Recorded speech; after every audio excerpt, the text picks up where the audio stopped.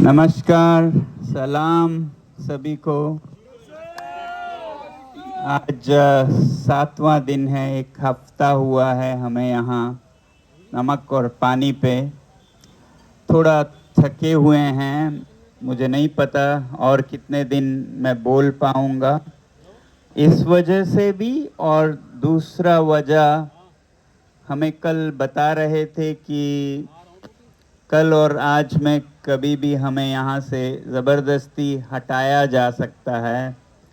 Crackdown की तरह हमें पुलिस यहाँ से हटा देंगे। तो मैं तो यही सोचता हूँ कि एक शांतिपूर्ण प्रदर्शन जिसमें शांति के अलावा और कुछ भी नहीं है, जो कि एक संवैधानिक हक है, वो भी ना दिया जाए तो फिर शायद यही बेहतर है। शायद यही जगाएगा देश को कि हमारा देश कैसे चल रहा है।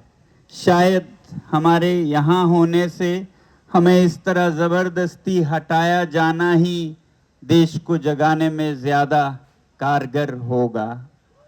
मगर मैं उम्मीद करता हूँ कि जो कुछ भी हमारे हक बचे हुए हैं उसका आदर करते हुए हमारी सरकार ऐसा कुछ नहीं करेगी। हम वही कर रहे हैं जो संविधान में हमें अधिकार हैं, उससे ज़्यादा नहीं कर रहे हैं। हम बच्चों की आवाज़ सरकार तक पहुंचा रहे हैं और जो कुछ कमी पेशी रही है उसके लिए जवाबदेही मांग रहे हैं। ये तो होना चाहिए, इसके लिए तो पुरस्कृत करना चाहिए। जैसे हमारे प्रधानमंत्री कहते हैं कि क्रिटिसिज्म तो लोकतंत्र की जान है, तो हम बल्कि क्रिटिसिज्म भी क्या, अपील कर रहे हैं कि जवाबदेही लाई जाए। तो मुझे तो इस पे यही शेर याद आता है गालिब का कि जब यहाँ ना बैठने दें जो कि प्रदर्शन की जगह है, जहाँ आवाज़ लोग दे सकते हैं। ये निर्देशित जगह है, दुनिया के हर शहर में ऐसी एक जगह होती है और बाकी हर जगह तो फिर और भी ये दफ़ा वो दफ़ा, ये आर्टिकल, ये रूल्स होंगे जहाँ जाने नहीं देंगे। तो गालिब ने किसी और संदर्भ में कहा था, जब वो मस्जिद में पीने लगे तो मस्जिद में ही पीने दे गालिब, या कोई ऐसी जगह बता जहां खुदा ना हो।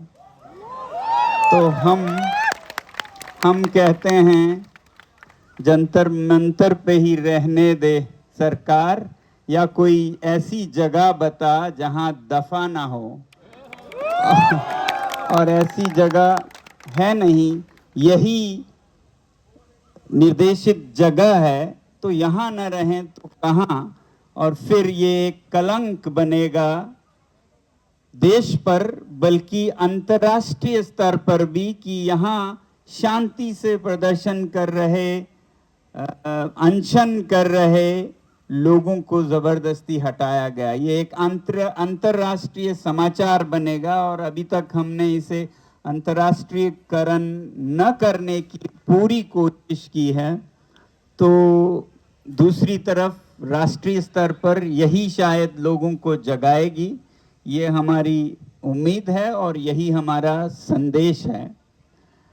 अगर हम यहाँ रहते हैं तो भी मैं कितने देर आप लोगों से बातचीत कर पाऊँगा ये कहना मुश्किल है। मगर जितने दिन भी यहाँ हैं, मैं अपील करूँगा कि आप लोग आते रहें और बड़ी संख्या में आकर अपने ही जीवन के लिए, जो युवा हैं अपने ही भविष्य के लिए, और जो बड़े हैं अपने बच्चों के भविष्य के लिए एक ऐसी मांग करें जो आने वाले सालों में, जो शायद आप पर नहीं बीती हो, जो इन 20 बच्चों पर बीती और उनके माता पिता पर बीती, वो आप पर ना बीते, आपके निकट रिश्तेदारों पर ना बीते। इसके लिए हम ये कर रहे हैं। तो मैं चाहूँगा कि बच्चों की सबसे प्रिय तो माएँ होती हैं, तो माएँ ज़रूर आएँ यहाँ। मुझे अपने माँ की याद आती है, वो कितना मेरा ख्याल रखती थी। तो जिन माँओं के बच्चे हैं अभी 6वीं कक्षा में, 8वीं कक्षा में, 10वीं, आगे उनके बच्चों के साथ यही ना हो, इसलिए मैं अपील करूँगा कि माएँ तो ज़रूर आएँ। नहीं तो आप शायद यही सोचते रह जाएंगे ये तो उन बच्चों की बात है, हमारे साथ तो कुछ हुआ नहीं। याद रखिएगा, यही चीज़ कुछ सालों में आपके बच्चे के साथ भी हो सकता है, मगर तब तक इतनी कठोरता आ चुकी होगी सरकार में कि कुछ नहीं बिगड़ता है और कोई शायद आवाज़ भी ना करे अगर ये नाकामयाब हो जाता है, असफल हो जाता है। तो इसी अपील के साथ, क्योंकि मैं ज़्यादा बोलूं तो थक जाता हूं, मैं आप लोगों को फिर धन्यवाद करता हूं। जो यहाँ आए हैं, जो आएंगे, उनका भी धन्यवाद करता हूं। धन्यवाद।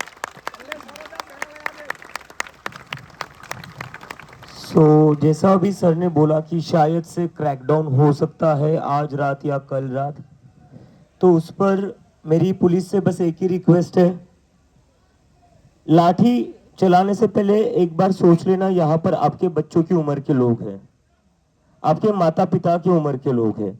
तो लाठी चलाने से पहले बस उतना सोच लेना।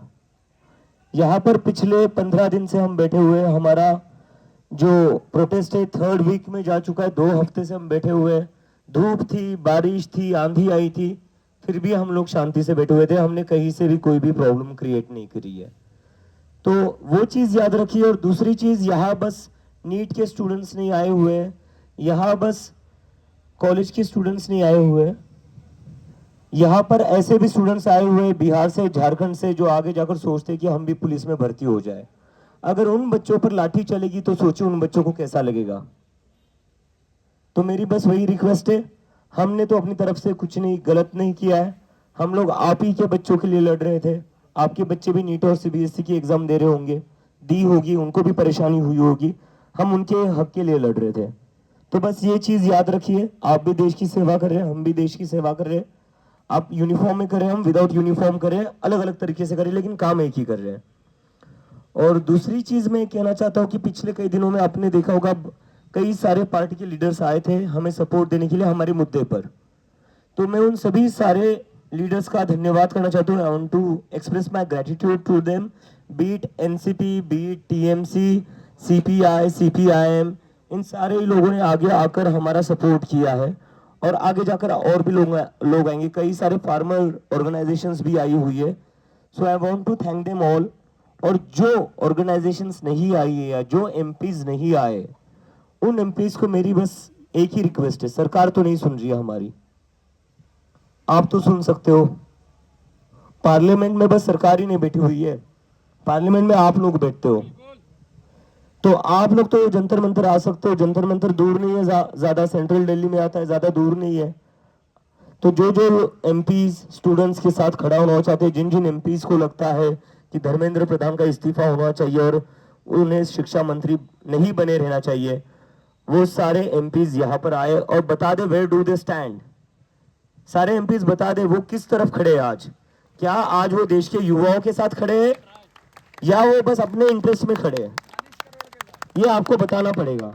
और उसका बताने का एक ही तरीका, आपको जंतर मंतर आना होगा, क्योंकि यहाँ पर पूरे देश भर के युवा आए हुए हैं, सारे देश भर से स्टूडेंट आए हुए हैं। और जो सर ने एक आखिरी बात कही माओ के लिए, मदर्स के लिए, जब से मैं इंडिया में अपने घर ज्यादा नहीं रहा हूं, घर पर बस 2 दिन था। पिछले 1 साल से मैं अपने फैमिली के साथ टाइम स्पेंड नहीं कर पाया हूं। अभी टाइम मिला था मुझे अपने फैमिली के साथ, चाहता तो मैं रह सकता था घर पर आराम से इंडिया आने के बाद, but despite of that I chose to hit the ground. उसके बाद भी मैं पूरा देश घुमा हूं और देश घूमने के बाद पिछले 15 दिन से मैं जंतर मंतर पर बैठा हूं। और मैं झूठ नहीं बोलूंगा, मैंने मेरी माँ से बस दो बार बात करी है पिछले 15 दिन में। एक बार आप सब लोगों के सामने वीडियो कॉल किया था, अगर आपको याद है तो। दूसरी बार मैंने कर लिया था जब मैं अपने दोस्त पर घर गया था, तब मेरी माँ थोड़ी इमोशनल हो गई थी और कहीं ना कहीं मैं भी इमोशनल हो गया था, और मुझे वो बीच में नहीं लाना था जब तक हमारी लड़ाई पूरी नहीं हो जाती है। और उसके बदले में मुझे प्यार भी बहुत मिला है माओ का। मुझे कई सारी माओ ने कपड़े लाकर दिए, घर से खाना बनाकर लाकर दिया है। So I am very grateful for to all of them. अब मेरी सारी मदर से एक ही रिक्वेस्ट है, जो सर ने रिक्वेस्ट करी वही। मैं अपनी माँ से मिल नहीं पा रहा हूँ इंडिया में होने के बाद भी। 1 साल से मैं देश के बाहर था और देश में आने के बाद भी अपनी माँ के साथ मैं रह नहीं पा रहा हूँ, मिल नहीं पा रहा हूँ। तो मेरी सारी मदर से रिक्वेस्ट है, एक दिन के लिए आप यहाँ पर आ जाइए प्लीज। आपका सपोर्ट ही हमारी मूवमेंट को स्ट्रांग बनाएगा। आपने अभी तक बहुत सपोर्ट दिया है। एक दिन कल सारी मदर्स अगर आ जाएंगी, it will really mean a lot to me for all of us. यहाँ पर कोई भी अपनी माँ के साथ बैठ नहीं पा रहा है, बात नहीं कर पा रहा है, यहाँ पर जितने भी आप लोग देख रहे हो।